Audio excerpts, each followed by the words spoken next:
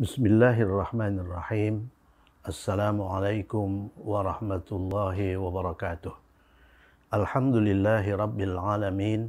Wassalatu wassalamu ala ashrafil anbiya'i wal mursalin wa ala alihi wa sahbihi ajma'in. Alhamdulillah, kita sudah sampai di edisi 74. Kita sudah mempelajari 4 macam kata penunjuk, 2 kata penunjuk dekat dan 2 kata penunjuk jauh. Kata penunjuk adalah kata yang digunakan untuk menunjuk benda yang dekat atau yang jauh dari pembicara. Kata penunjuk dekat meliputi hadza untuk dia laki-laki, hadhihi untuk dia perempuan. Kata penunjuk jauh meliputi dzalika itu untuk dia laki-laki dan tilka untuk dia perempuan. Kata penunjuk dekat dalam bahasa Indonesia dikatakan ini. Kata penunjuk jauh dalam bahasa Indonesia dikatakan itu. Pada edisi ini kita mempelajari prasa kata penunjuk atau disingkat FKP, prasa kata penunjuk atau prasa isyari. Dalam bahasa Arab dikatakan prasa isyari atau murakkabun isyariyun. Jadi murakkabun isyariyun kita bahasa Indonesia kan menjadi prasa isyari atau disingkat FI atau prasa kata penunjuk. Ya. Barangkali dua istilah ini akan kita gunakan secara bergantian. Kadang-kadang kita katakan prasa kata penunjuk, kadang-kadang kita katakan prasa isyari atau FI. Apa itu prasa kata penunjuk? Prasa kata penunjuk adalah prasa dengan kombinasi kata penunjuk dan kata benda. Jadi kata penunjuk bisa dekat, bisa jauh, dan kata benda. Kemudian kata benda dalam prasa ini memperjelas makna kata penunjuk. Memperjelas makna kata penunjuk. Atau kalau kita rumuskan, prasa isyari atau prasa kata penunjuk itu sama dengan kata penunjuk plus kata benda. Kata penunjuk plus kata benda. Ya. Syarat yang harus dipenuhi adalah kata benda dan kata penunjuk ini harus selaras dalam 4 hal. Ya, apa itu 4 hal itu? Ketertentuan, ma'rifah nakirah, jenis kelamin, mudzakkar muannats, i'rab, marfu, mansub, majrur dan bilangan, mufrad, musanna dan jam'. Nah, contoh prasa kata penunjuk itu begini. Jadi kata penunjuk dulu baru kata benda ya. Jadi dia terdiri dari 2 kata penunjuk, kemudian kata benda. Lihat ini, kata penunjuk, kata benda. Nah, dengan syarat kata penunjuk dan kata benda ini, atau kata benda dan kata penunjuk ini harus selaras dalam 4 hal. Coba kita lihat. Hadzal qalamu, hadza ini kata penunjuk dekat ya. Kemudian al-qalamu itu kata benda. Coba kita lihat keselarasan. Hadza itu ma'rifah. Hadza itu ma'rifah ya. Oleh karena kata penunjuk otomatis ma'rifah. Maka kata benda setelah kata penunjuk ini harus ma'rifah dengan alif lam. Nah, jadi kata benda setelah hadza itu beralif lam ya, beralif lam. Jadi ma'rifah dengan alif lam. Nah, kemudian kalau kata benda itu berharokat akhir dhammah, maka FKP hadzal qalamu itu marfu. Ya. Jadi coba lihat al-qalamu itu marfu, hadza itu marfu. Oleh karena hadza itu bisa marfu, bisa mansub, bisa majrur, kan begitu kan? Nah, kemudian kalau harokat akhir kata benda itu fathah, berarti hadzal qalama itu mansub. Kalau harokat akhir al-qalam itu kasrah, berarti hadzal qalami itu majrur. Jadi hadzal qalamu itu sama dengan hadzal qalama itu sama dengan hadzal qalami. Artinya pena ini. Nah, jadi kalau kita terjemahkan prasakata penunjuk itu ke dalam bahasa Indonesia, yang kita sebut duluan itu kata bendanya. Pena ini, bukan ini pena, ya. Pena ini. Hadzal qalama, pena ini. Hadzal qalami juga pena ini. Kemudian dzalikal qalamu, kita gunakan kata penunjuk jauh itu, ya. Dzalikal qalamu itu pena itu. Itu dalam arti ditunjuk, ya. Bukan itu dalam arti tersebut. Dzalikal qalama sama artinya. Perubahan harkat akhir tidak menyebabkan perubahan makna. Pena itu. Dzalikal qalami, pena itu, ya. Jadi menerjemahkannya, sebutkan kata benda dulu, baru sebutkan kata penunjuk. Jadi pena ini kalau dalam bahasa Inggris ini, pena ini itu this pen, ya, this pen. Jadi kalau dalam bahasa Inggris, kata penunjuk dulu, baru kata benda. Ini KP, ya kan? Ini KP, kata penunjuk, baru kata benda. Sama dengan dalam bahasa Arab. Dalam bahasa Arab, hadzal qalam, kata penunjuk dulu, baru kata benda. Tapi dalam bahasa Indonesia, kata benda dulu, baru kata penunjuk. Jadi hadzal qalami dalam bahasa Indonesia, pena ini, ya, pena ini. Jadi kombinasi hadzal qalami atau hadzal qalama atau hadzal qalamu itu membentuk sebuah prasa yang disebut prasa kata penunjuk. Jadi ini prasa kata penunjuk, prasa kata penunjuk, prasa kata penunjuk. Atau prasa isyariyun. Jadi supaya kita kaya dengan istilah, ya. Jadi prasa kata penunjuk itu sama dengan prasa isyariyun. Ya. Dzalikal qalami, pena itu, ditunjuk, ya. Dzalikal qalama, pena itu. Dzalikal qalamu, pena itu. Jadi kalau kata bendanya itu marfu seperti ini, berarti kata penunjuknya marfu. Oleh karena kata penunjuk itu harus selaras dengan kata benda.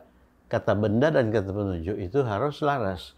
Sebagaimana halnya kata sifat dengan kata benda harus selaras, ya. Nah, kemudian kalau kata bendanya perempuan, as-sa'ah, maka kata sifat juga perempuan.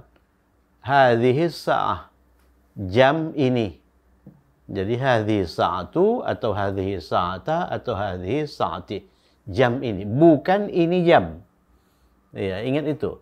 Jadi hadhihi sa'ata, hadhihi sa'atu itu bukan ini jam, tapi jam ini. Jam ini.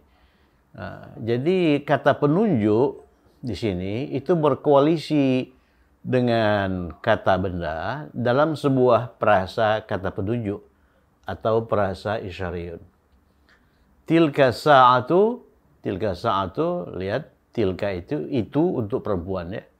Jadi jam itu. Dia beda dengan as-sa'atu. As-sa'atu pun sebetulnya jam itu, tapi dalam arti jam tersebut, ya. Kalau tilka sa'atu, jam itu ditunjuk, jam itu, ya, jam itu.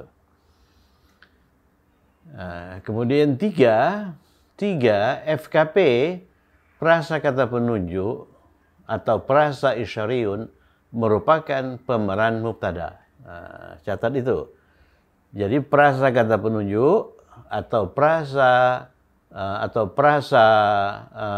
isyariyun itu merupakan pemeran mubtada. Dengan demikian, tambah lagi pemeran mubtada kita. Sebelumnya, pemeran mubtada kita itu apa? Ini pemeran mubtada, ya. Mubtada. Sebelumnya itu apa? Kata benda. Ya, kata benda. Kemudian prasa kata benda. Prasa kata benda. Kata sifat tidak. Kata sifat tidak bisa berperan sebagai mubtada. Kata sifat itu bisa berperan sebagai khabar, ya. Kemudian apa lagi? Kata ganti. Kata ganti. Kata ganti. Kemudian kata penunjuk. kata penunjuk ini dalam bentuk tunggal, hadza saja, atau hadhihi saja, atau tilka saja, atau dzalika saja. Nah, kemudian tambah lagi prasa kata penunjuk. Jadi kita sekarang sudah mempunyai 5 unit tata bahasa yang berperan sebagai mubtada, ya, sebagai mubtada. Sedangkan yang berperan sebagai sifat, khabar, ini perlu kita ulang-ulang ya. Khabar itu predikat. Khabar predikat ya, yang menjelaskan mubtada. Mubtada itu apa? Mubtada itu subjek. Ya, kalimat ismiyah itu adalah kalimat yang berstruktur subjek predikat atau mubtada khabar. Mubtada merupakan pokok pembicaraan dalam kalimat, khabar adalah bagian kalimat selain mubtada yang menjelaskan mubtada. Nah, kemudian pemeran khabar itu apa saja? Ya KB. KB itu bisa berperan sebagai khabar. Misalnya ana mudarrisun. Saya seorang guru. Mudarris itu kata benda. Ya, mudarris itu kata benda, berperan sebagai khabar. Kemudian FKB. FKB juga bisa difungsikan sebagai khabar. Kemudian lagi kata sifat. Kata sifat bisa berperan sebagai khabar, tapi tidak bisa berperan sebagai mubtada. Kemudian prasa kata depan ya. Prasa kata depan bisa berperan sebagai khabar, tapi tidak bisa berperan sebagai mubtada. Prasa kata depan ini meliputi frasa jar majrur ya. Kemudian prasa zarab makan, prasa zarab zaman. Ini harus tahu itu. Jadi harus hafal dan faham ya. Kemudian pemeran mubtada itu kata benda, prasa kata benda. Jadi kata benda, prasa kata benda itu bisa berperan sebagai mubtada, bisa juga berperan sebagai khabar ya. Kemudian kata ganti hanya bisa berperan sebagai mubtada, bukan khabar. Kata penunjuk juga begitu. Bukan khabar, tapi hanya bisa berperan sebagai mubtada. FKP yang kita pelajari di edisi 74 ini juga bisa hanya berperan sebagai mubtada, bukan sebagai khabar ya. Bukan sebagai khabar. Nah, itu yang perlu diingat. Kalau KP, coba lihat KP ini merupakan kata tunggal. Misalnya hadza, ya kan, hadza. Nah, ini mubtada. Ya, hadza itu apa? Hadza qalamun misalnya. Ini sebuah pena. Nah, tapi kalau FKP ini bukan kata tunggal. FKP itu kombinasi kata penunjuk dan kata benda. Nah, ini sebetulnya masalahnya sederhana. Tapi banyak orang yang miss di sini, di FKP ini. Padahal masalahnya sederhana. Oleh karena itu, mari kita pahami FKP ini dengan baik ya, dengan baik. Misalnya hadza qalamun. Apa hadza qalamun? Misalnya dia bilang ini pena, betul. Kalau hadzal qalamu ditambahi alif lam, hadzal qalamu, dia katakan juga ini pena. Atau ini pena tersebut. Salah ya. Kalau hadzal qalamun itu kalimat ismiyah yang berstruktur mubtada khabar ya. Hadza misalnya hadza kitabun. Hadza kitabun. Apa artinya hadza kitabun? Ini sebuah buku. Ya, ini mubtada, ini khabar.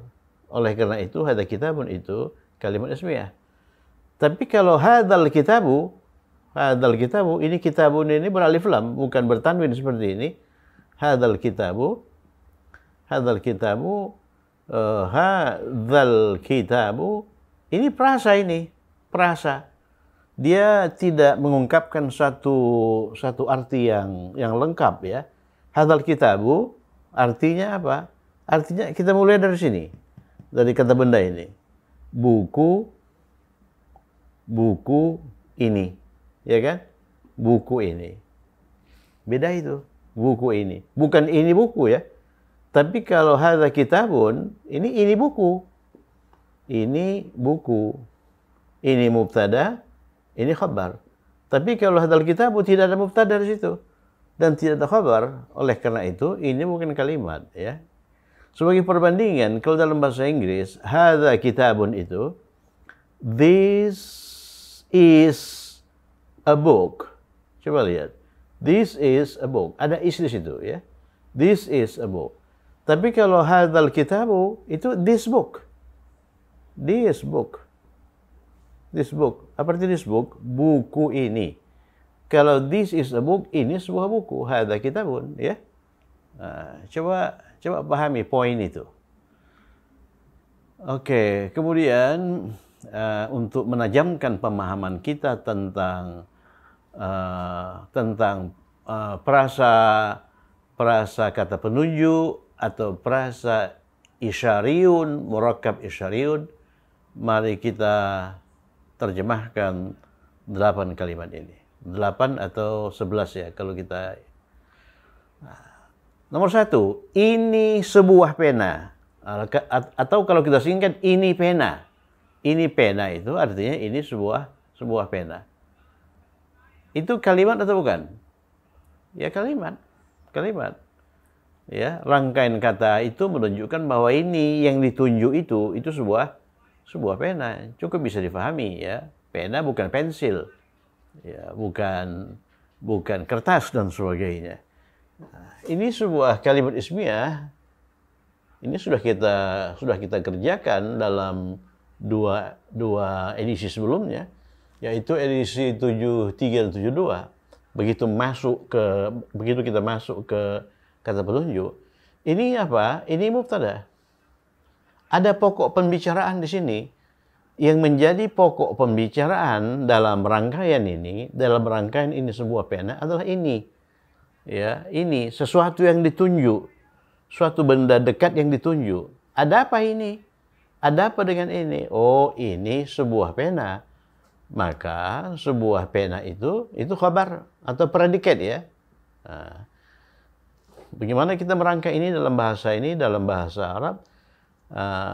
Coba tentukan. Kata penunjuk ini itu ada 2. Hadza dan hadhihi. Tergantung khabarnya.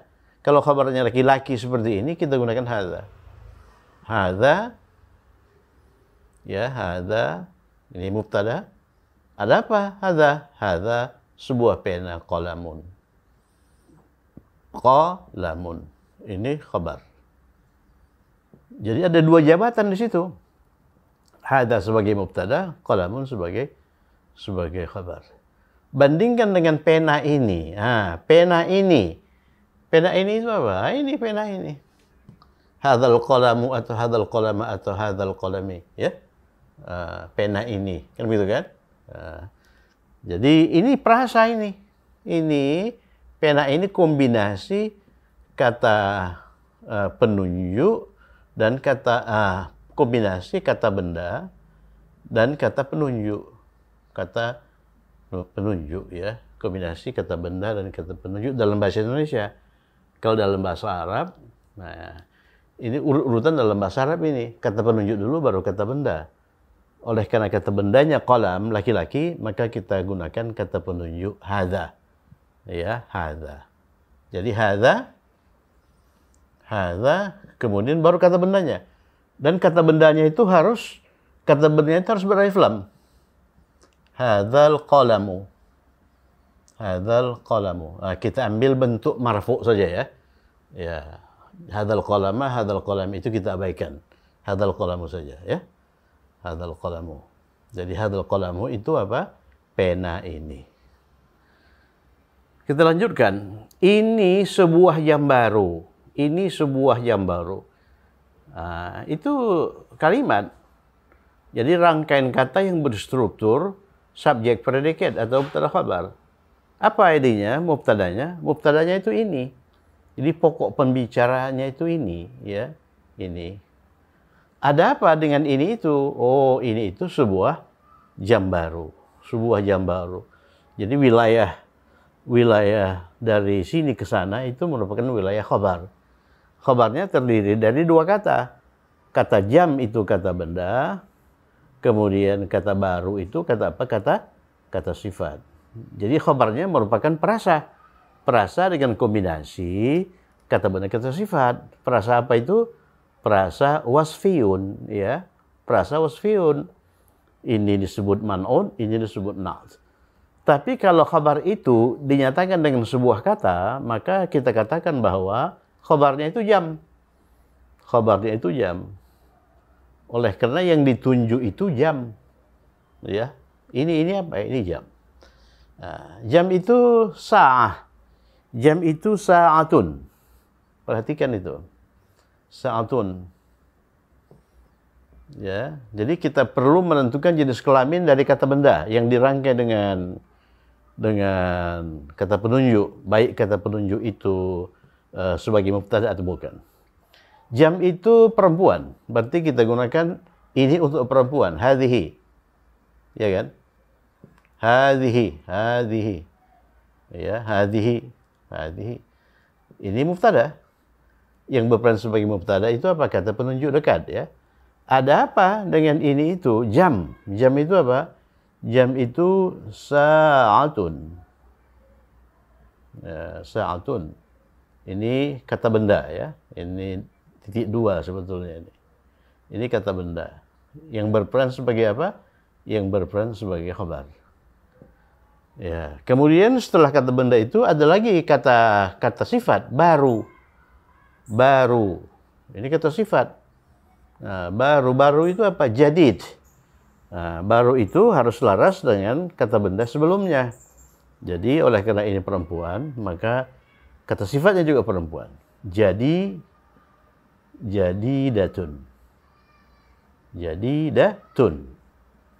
Nah, jadidatun. Jadi ini sebuah jam baru. Hadhihi sa'atun jadidatun. Hadhihi sa'atun jadidatun. Coba kita bandingkan, di dalam bahasa Indonesia kita memerlukan 4 kata, ya. Memerlukan 4 kata untuk membentuk kalimat ini sebuah jam baru. Coba kita hitung kata yang diperlukan. Ini 1, sebuah 2, jam 3, baru 4. Tapi dalam bahasa Arab kita hanya membutuhkan 3 kata. Hadhihi sa'atun jadidatun. Kenapa begitu? Ya. Coba lihat kata sebuah. Sebuah itu kemana dia? Kalau hadhihi itu ini, ya. Ini jam itu ini sa'ah. Kemudian baru itu jadidah. Kemudian kata sebuah itu pergi kemana? Nah, kata sebuah itu ini tanwin. Tanwin. Itu di sini tanwin. Tanwin ini mengandung makna sebuah, ya. Jadi sebuah itu kita sematkan di kata benda dalam bentuk tanwin. Bandingkan dengan jam ini baru. Perhatikan itu. Jam ini baru, ini juga kalimat. Ini juga jumlah ismiyah. Yang mubtadanya apa? Yang mubtadanya jam ini. Jadi kombinasi jam dengan ini. Ini mubtada. Jadi kalau kita lihat, apakah ini kalimat? Jam ini baru kalimat. Mengapa? Oleh karena dia sudah mengungkapkan makna yang utuh. Jam ini baru itu sudah oke itu. Jadi kita tidak perlu bertanya lagi. Ya. Jam ini baru, kan begitu kan? Nah, apa yang menjadi pokok pembicaraan dalam kalimat ini? Jam ini, jam yang ditunjuk itu. Ada apa dengan jam ini? Oh, jam ini itu baru. Berarti ini khobar. Berarti ini khobar. Khobar. Perhatikan, yang berperan sebagai mubtada itu kombinasi kata benda jam dan kata benda ini. Kalau di sini yang berperan sebagai mubtada itu kata penunjuk ini.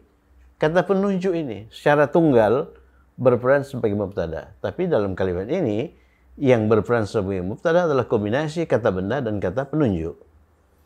Kata benda dan kata penunjuk. Kalau begitu mubtadanya apa? Mubtadanya apa? Mubtadanya ya kombinasi kata penunjuk dan kata benda. Itu perasa kata benda. Perasa kata benda. Bagaimana kita merangkai perasa kata benda? Ya, apanya dulu yang tulis? Ini kata penunjuknya. Ya, ini itu hadza atau hadhihi. Ya, kita gunakan hadhihi. Kita gunakan hadhihi. Ya, hadhihi. Mengapa hadhihi? Mengapa hadhihi? Oleh karena jam itu perempuan. Baru kita letakkan setelah hadhihi itu kata bendanya, jam. Kata bendanya harus bagaimana? Harus beralif lam. Harus beralif lam kata bendanya itu. Hadhis sa'atu. Ya, hadhis sa'atu. Hadhis sa'atu. Hadhis sa'atu.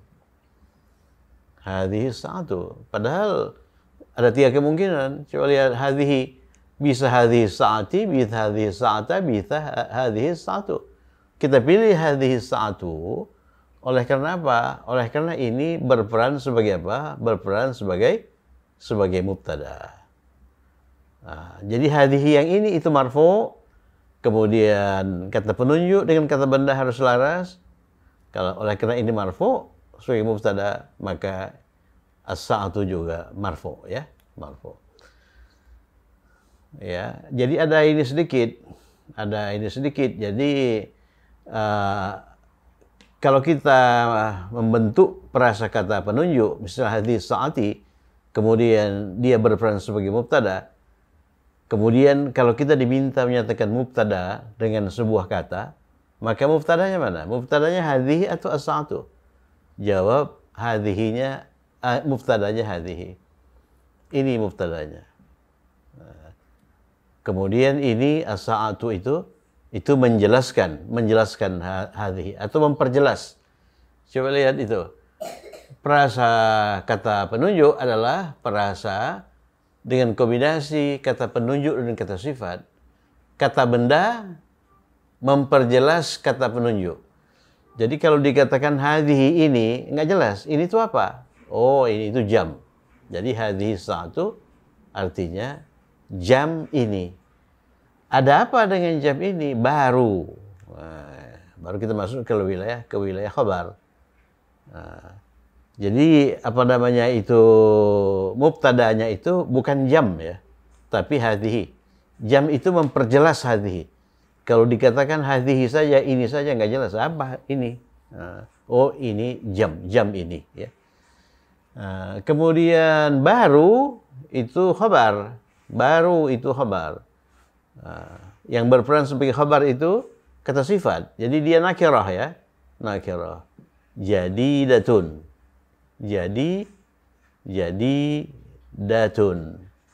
Jadidatun baru. Ya, jadidatun baru. Ingat, mubtada itu harus marfu. Khabar itu harus marfu dan nakirah, ya, nakirah. Kemudian mubtada dan khabar itu harus selaras dalam hal jenis kelamin. Oleh karena mubtadanya hadhihi perempuan, maka khabarnya jadidatun perempuan. Jadi hadhihi sa'atu jadidatun, jam ini baru. Kalau jam ini baru, ya, hadhihi sa'atu jadidatun. Kalau ini jam baru, hadhihi sa'atun jadidatun. Agak tricky sedikit. Kalau ini sebuah jam baru, hadhihi sa'atun jadidatun. Mula-mula dia tunjuk jam itu. Jam itu dekat dengan dia. Dia katakan hadhihi, ini yang saya tunjuk ini, itu sa'atun jadidatun. Sebuah jam baru. Kalau ini yang dia tunjuk itu jam. Jam ini baru loh, jam ini. Kalau ini yang dia tunjuk itu, jamnya tanpa menyebutkan jam, ya. Kalau ini yang dia tunjuk jamnya kemudian dengan menyebutkan jam ini. Jam ini baru. Ini sebuah jam baru, kemudian jam ini baru, ya. Jadi maknanya sebetulnya kurang lebih sama. Cuma cara mengungkapkan yang beda. Kalau ini cara mengungkapkannya hadhihi sa'atun jadidatun, kalau ini hadhihi sa'atu jadidatun. Coba kita lihat lagi. Nomor 3. Itu sekolah besar. Itu sekolah besar. Jadi itu jelas kata penunjuk yang berperan sebagai apa? Sebagai mubtada, ya. Itu yang menjadi pokok pembicaraan. Ada apa dengan itu? Itu sekolah besar. Jadi sekolah besar itu apa? Khabar, ya. Sekolah itu khabar. Sekolah itu perempuan, madrasah. Oleh karena itu kata penunjuk yang digunakan itu tilka, ya enggak? Tilka. Tilka. Tilka. Tilka itu kata penunjuk jauh untuk perempuan, ya. Tilka. Nah, ini mubtada. Tilka itu. Ya, ada apa dengan itu? Oh, sekolah besar. Sekolah besar. Sebuah sekolah besar. Sekolah itu madrasatun. Madrasatun. Madrasatun. Ya, ini kata benda. Yang berperan sebagai apa? Yang berperan sebagai khabar. Ya, sebuahnya itu kita sematkan di sini, tanwin ini, ya. Ada kata sifat setelah kata benda madrasatun, boleh-boleh saja itu, asal kata sifat itu selaras dengan ini dan menjelaskan itu. Jadi besar yang selaras dengan madrasatun itu apa? Kabiratun. Kabiratun. Kabiratun. Kenapa khabar itu berharokat akhir dhammah? Ya, oleh karena khabar itu harus marfu. Ya, khabar itu harus marfu. Kenapa dia bertanwin? Oleh karena sebuah itu kan tanwin. Jadi tilka madrasatun kabiratun, ya. Jadi saya melihat sebuah bangunan sekolah besar dari jauh. Kemudian saya berkata, itu bangunan itu, tilka madrasatun kabiratun. Sekarang sekolah itu besar. Jadi subjeknya itu, mubtadanya itu sekolah itu. Ya, sekolah itu, kemudian khabarnya besar. Perhatikan, kalau dalam kalimat pertama yang berperan sebagai mubtada itu kata penunjuk tunggal, itu saja. Jadi kata penunjuk itu tidak dikombinasikan dengan kata apapun. Tapi dalam kalimat ini, kata penunjuk itu dikombinasikan dengan kata benda. Berarti ini frasa kata penunjuk. FKP ini. Ya, FKP. Sebagaimana jam ini juga kata penunjuk, ya. Nah, sekolah itu apa? Sekolah itu madrasah.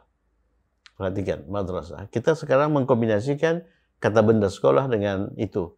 Madrasah. Gitu ya. Madrasah. Madrasah. Kemudian itu, sekolah itu ditempatkan di mana? Ditempatkan setelah kata benda atau sebelum kata benda? Coba lihat. Jadi itu ditempatkan sebelum kata benda. Lihat nih. Sebelum kata benda, ya. Sebelum kata benda.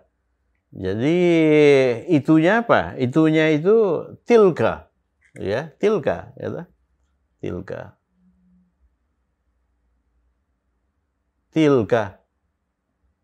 Nah, ini kata penunjuknya, tak? Setelah kata penunjuk baru kata benda. Nah, kemudian kata bendanya harus beralif lam. Kata bendanya harus beralif lam. As-sa'ah, ya kan? Harus beralif lam. Jadi ini beralif lam. Tilkal madrasah. Tilkal madrasah. Tilkal madrasatu. Mengapa? Oleh karena tilka ini berperan sebagai mubtada. Ya, tilka ini berperan sebagai mubtada. Sekolah itu kan wilayah mubtada itu kan. Nah, setelah tilkal madrasatu kita memasuki wilayah khabar besar. Besar itu apa? Besar itu kabirah. Kabirah.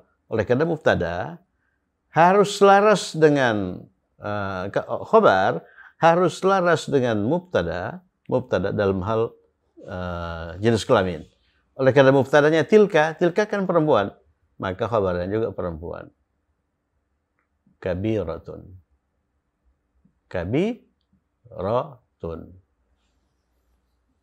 Jadi ini tilka madrasatun kabiratun, itu sebuah sekolah besar. Kalau ini sekolah itu besar, ya. Maknanya sama, ya, tapi cara pengungkapannya itu beda. Kemudian nomor 4, ibu guru itu orang Amerika. Ibu guru itu, ini mubtada kan? Nah, jadi yang saya garis bawahi merah itu mubtada. Ada apa dengan ibu guru itu orang Amerika? Orang Amerika berarti khabar atau predikat yang menjelaskan subjek. Ya, yang menjelaskan subjek. Apa ibu guru? Ibu guru kan sama dengan guru perempuan. Guru laki-laki mudarris, guru perempuan mudarrisah. Mudarrisah.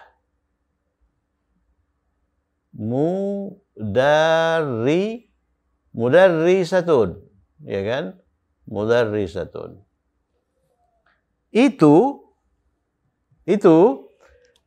Ini sebetulnya ada dua tafsir. Itu bisa alif lam dengan maksud ibu guru tersebut, ibu guru yang sedang kita bicarakan itu, tapi juga bisa sebagai kata penunjuk. Jadi ibu guru itu ada di depan kita, agak jauh sedikit. Kemudian ditunjuk, itu loh, ibu guru itu. Kalau ibu guru itu, maka ini apa ini? Kombinasi kata benar dengan kata penunjuk, itu prasa kata penunjuk. Prasa kata penunjuk strukturnya apa? Kata penunjuk dulu. Ya, kata penunjuk dulu. Kata penunjuk untuk mudarrisah apa? Itu tilka. Perempuan ya, tilka. Kemudian ini kata bendanya harus beralif lam. Jadi tilkal mudarrisatu. Ya kan? Tilkal mudarrisatu. Itulah wilayah mubtada. Kemudian kalau mubtada itu dinyatakan dengan sebuah kata, maka mubtadanya apa? Mubtadanya tilka, kata penunjuk ya. Kata intinya itu kata penunjuk. Ini mubtada, bukan kata benda. Ya. Oleh karena kata benda ini menjelaskan kata penunjuk, memperjelas. Kalau tilka saja tak jelas. Apa itu tilka itu? Oh, tilka itu guru. Berarti tilkal mudarrisatu. Ada apa dengan ibu guru itu? Orang Amerika. Orang Amerika itu masuk kata sifat kebangsaan ya. Ini KSK, kata sifat kebangsaan. Sebagai khabar. Apa itu? Orang Amerika. Kalau negara Amerika itu Amerika. Amerika, kalau KSK-nya Amrikiyun. Ya, lihat lagi edisi mengenai KSK. Ya, kita sudah tampilkan 4 edisi mengenai KSK. Yang pertama 22 edisi pertama itu KSK dari negara yang beralif lam, ya. Kemudian 20 KSK kedua itu KSK dari 20 negara yang tidak beralif lam, ya. Oleh karena negara itu ada yang beralif lam, ada yang tidak. Mari sama-sama kita hafalkan itu. Jadi tilkal mudarrisatu amrikiyatun. Ya kan? Amrikiyatun. Jadi KSK itu cirinya apa? Cirinya dia berakhir dengan ya musyaddadah. Ya, ini amriki, ini ya musyaddadahnya. Ditambahi alif lam oleh karena perempuan ya. Perempuan. Kalau kita hendak mengatakan guru laki-laki itu, ini kita pakai dzalika. Dzalikal mudarrisu ya, amrikiyun, orang Amerika. Bapak guru itu orang Amerika, ya. Kalau ibu guru itu orang Amerika, tilkal mudarrisatu amrikiyatun. Oke. Kalimat berikutnya, bapak guru itu, kalau ibu guru itu mudarrisah, bapak guru Itu mudarris. Kemudian ada itu. Itu kata penunjuk ya. Kalau kita tafsirkan kata penunjuk. Kalau bapak guru itu kita tunjuk. Nah, tapi kalau itu yang kita maksud dengan itu bapak guru yang sedang kita bicarakan, bapak guru tersebut ini alif lam, ya kan? Jadi al-mudarrisu. Ya, kalau ditunjuk dia menjadi ya kata penunjuk. Itu untuk laki-laki itu apa? Dzalika ya. Dzalika. Nah, saya tulisin saja. Dzalika. Dzalika. Dzalika. Kemudian mudarris beralif lam. Dzalikal mudarrisu. Nah, ini apa ini? Secara keseluruhan ini. Ini frasa kata penunjuk atau murakkab isyariyun, ya. Dzalikal mudarrisu. Nah, ini wilayah mubtada, wilayah subjek. Kalau subjek itu dinyatakan dengan sebuah kata, apa subjeknya? Dzalika. Bukan al-mudarris ya. Al-mudarris itu memperjelas dzalika. Itu fungsinya. Ya, subjeknya sebetulnya dzalika atau kata intinya itu dzalika. Al-mudarris itu menjelaskan dzalika. Dzalikal mudarrisu, guru itu di dalam kelas, di dalam. Bagaimana kita merumuskan di dalam ini? Di dalam ini bisa dinyatakan dengan dzaraf. Kalau dzaraf itu apa? Di dalam, dakhila ya. Bisa juga dinyatakan dengan harful jar. Kalau harful jar itu fi. Ya, oke, kita pakai fi saja. Fi di dalam fil fasli. Fil fasli. Fil fasli. Jadi guru itu, bapak guru itu di dalam kelas fil fasli yang berperan sebagai khabar. Dengan demikian ini perasa ya, kombinasi antara fi dan al fasli. Namanya perasa apa? Perasa jar majrur. Perasa jar majrur. Oke, nomor berikutnya itu ada sepasang kalimat ismiyah yang dihubungkan oleh kata penghubung dan, ya, ada sepasang. Ya, yang pertama ini buku. Yang kedua buku ini baru. Nah, kalau ini buku apa? Jadi yang berperan sebagai mubtada itu kata penunjuk ini. Ya. Ini buku, hadza kitabun. Saya tulis sini saja ya. Hadza kitabun. Hadza ini mubtada. Kitabun, sebuah buku. Hadza kitabun. Ini sebuah buku. Kalau ini sebuah pena, hadza qalamun. Ya, ini sebuah kursi, hadza kursiun. Dan itu kata penghubung wa. Ya, kita bergerak ke sini ya, kalau dalam bahasa Indonesia. Wa, buku ini itu apa? Hadzal kitabu. Perasa kata depan. Ya, hadzal. Jadi kata benda setelah hadza itu harus beralif lam. Hadzal kitabu. Hadzal kitabu. Hadzal kitabu. Baru itu khabar. Jadidun.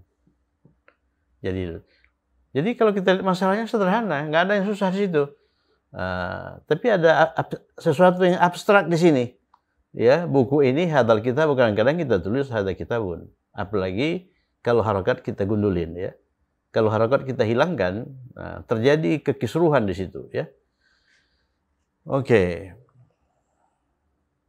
Jadi ini buku hadzal kitabun dan buku ini baru wa hadzal kitabu jadidun. Ini sebuah istana, sama saja ya. Jadi hadza apa itu? Itu. Oh, istana itu laki-laki. Dzalika apa istana? Qasrun. Sudah berkali-kali muncul. Hadza qasrun. Ya, hadza dzalika qasrun. Ini mubtada, ini khabar. Kemudian wa dan istana itu, ini perasa kata penunjuk. Ini FKP ini. FKP. Istana itu, dzalika, gitu kan. Dzalika. Kata benda setelah kata penunjuk harus beralif lam. Dzalikal qasru. Dzalikal qasru tua. Tua itu apa? Qadim. Ya, wa dzalikal qasru qadim. Saya tulis ini saja ya. Qadim. Wa dzalikal qasru qadim. Yang terakhir, ini sebuah pelajaran, pelajaran darsun. Darsun itu laki-laki. Oleh karena itu kita menggunakan, saya tulis dari sini ya semuanya ya. Hadza sebuah pelajaran darsun. Hadza darsun. Ini kalimat pertama. Ini mubtada, ini khabar. Ya, wa dan kalimat kedua, pelajaran ini mudah. Pelajaran ini mudah. Jadi pelajaran ini FKP. FKP atau FI, ya. Wa hadzat.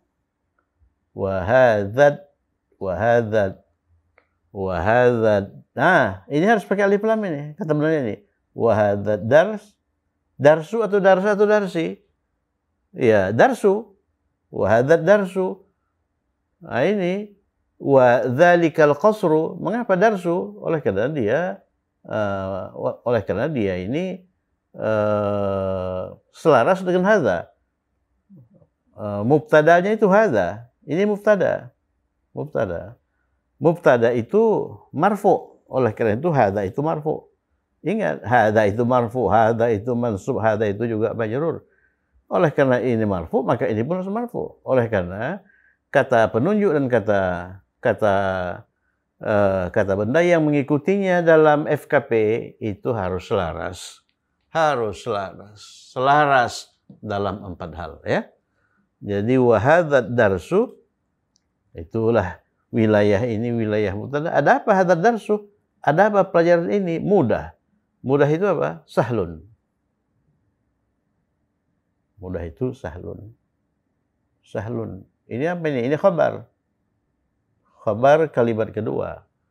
Yang berperan sebagai khabar itu apa? Kata sifat. Ingat, apabila yang berperan sebagai khabar itu kata sifat, maka khabar itu harus nakirah dan marfu. Jadi hadza darsun wa hadza darsu sahlun. Hadza darsun, ini sebuah pelajaran, wa hadza darsu sahlun.